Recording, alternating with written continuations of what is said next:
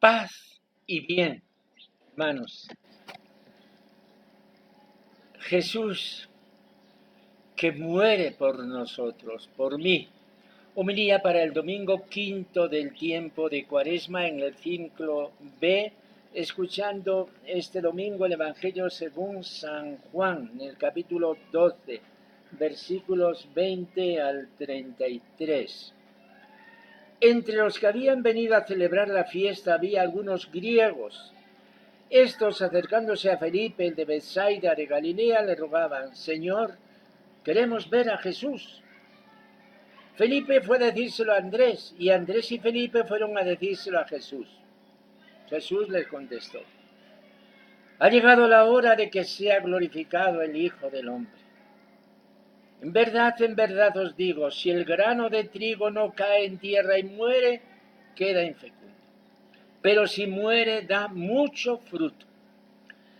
El que se ama a sí mismo se pierde, y el que se aborrece a sí mismo en este mundo se guardará para la vida eterna. El que quiera servirme, que me siga, y donde esté yo, allí también estará mi servidor. A quien me sirva, el Padre le honrará. Ahora mi alma está agitada, ¿y qué diré? Padre, líbrame de esta hora. Pero si por esto he venido, para esta hora, Padre, glorifica tu nombre. Entonces vino una voz del cielo: lo he glorificado y volveré a glorificarlo. La gente que estaba allí lo oyó decía que había sido un trueno. Otros decían que le había hablado un ángel. Jesús tomó la palabra y dijo: esta voz no ha venido por mí, sino por vosotros. Ahora va a ser juzgado el mundo. Ahora el príncipe de este mundo va a ser echado fuera. Cuando yo sea elevado sobre la tierra, atraeré a todos hacia mí. Esto lo decía dando a entender la muerte de que iba a morir. Palabra del Señor. Hermanos, estamos ya en el domingo 5, quinto del tiempo de Cuaresma. El próximo domingo ya es domingo de Ramos, entrada de pleno en la Semana Santa. El Evangelio de hoy, lo mismo que el Evangelio de los dos domingos anteriores, está tomado de San Juan. Y este Evangelio es un anuncio, un mensaje de la pasión y muerte del Señor y del significado que tiene para nosotros, para mí. ¿Qué es el misterio supremo del amor de Dios? Y esta va a ser nuestra homilía de hoy. Jesús ha muerto por nosotros, por mí. Mi corazón tiene que rebosar de inmenso gozo y de gratitud. Sentimientos de gratitud que son los que dominan cuando escuchamos otro mensaje, como el pasaje tan hermoso y sentido de la carta a los Hebreos en la segunda lectura de hoy. Dice: Cristo, en los días de su vida mortal, a gritos y con lágrimas presentó oraciones y súplicas al que podía salvarlo de la muerte, siendo escuchado por su piedad filial. Y aun siendo hijo, aprendió sufriendo a obedecer, y llevado a la consumación se convirtió para todos los que le obedecen en autor de salvación eterna.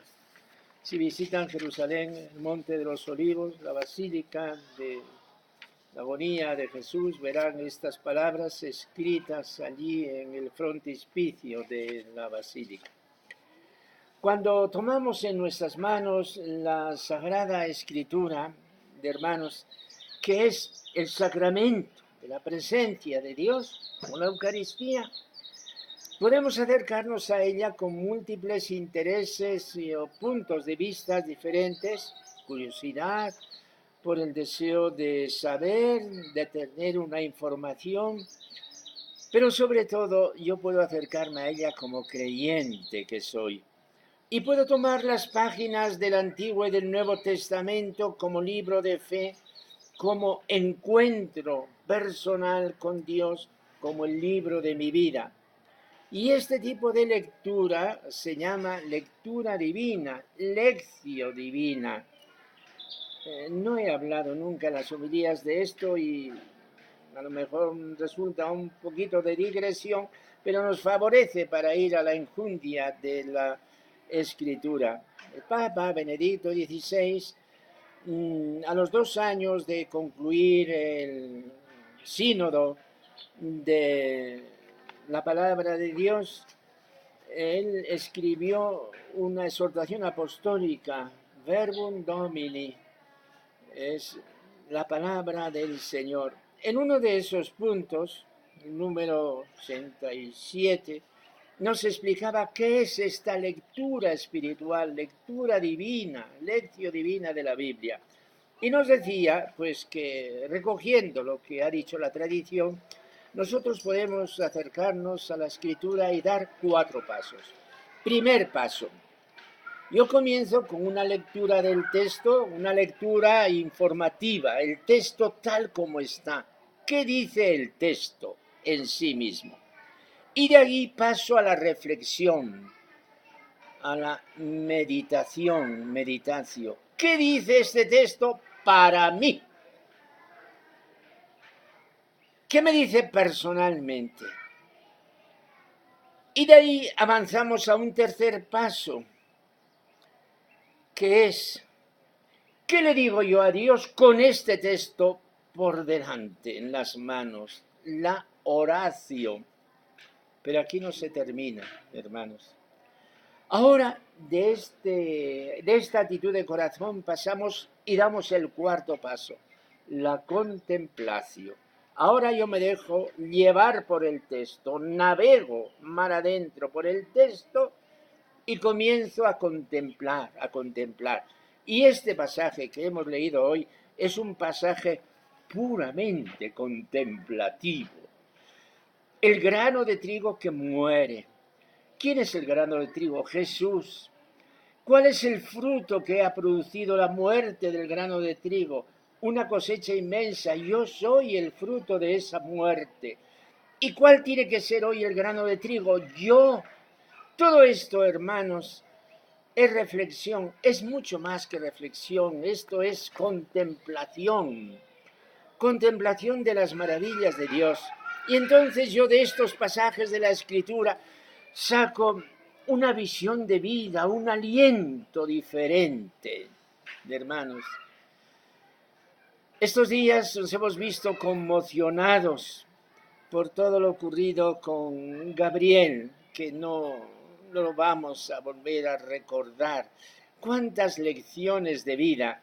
Pero estas cosas, hermanos, leyendo los periódicos de España o leyendo los periódicos de aquí, es que están ocurriendo. Y sin leer los periódicos también, porque uno como confidente puede escuchar cosas que son semejantes. Cuando enterraban a Gabriel, más bien cuando le hacían el funeral, aquí cerca de donde yo estoy, pues di una plática y me explicaban lo que había ocurrido. Pues hemos hecho el funeral de Conchita. Pues, ¿quién es Conchita?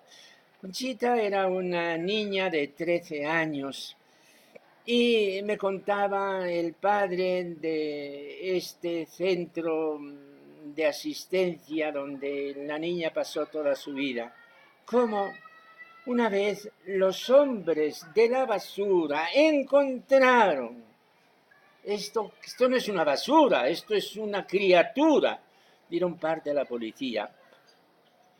Esta criatura ha nacido hace unas horas, la recogieron, la pusieron en una casa de caridad y de amor, es el que me lo contaba.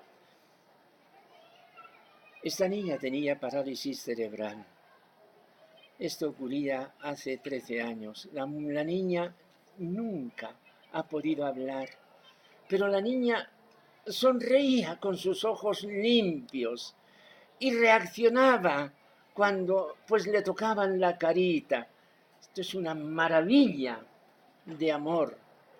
Hermanos, esto es el grano de trigo que muere para que dé fruto. Dios pues ha recogido esa vida bellísima, que en torno a sí ha tenido amor, no el amor de la mujer que le trajo al mundo, no, pero sí el amor de las personas que le han vuelto con su cariño y que no la han desechado. Si el grano de trigo no cae en tierra y muere, queda solo. Si muere, da mucho fruto, el fruto del amor que inunda la tierra. Hermanos, me he desprendido del texto que tengo aquí escrito, pero les estoy hablando desde el corazón y desde esa contemplación espiritual de los textos sagrados. Vamos a concluir. Y concluimos dirigiendo nuestra mirada a Jesús. Señor Jesucristo, tu evangelio es la luz de mi vida y tu evangelio se resume en una palabra: amor. Por amor al Padre y por amor a nosotros has aceptado la muerte para darnos tu vida divina. Gracias, Jesús, Señor mío y Dios mío. Amén.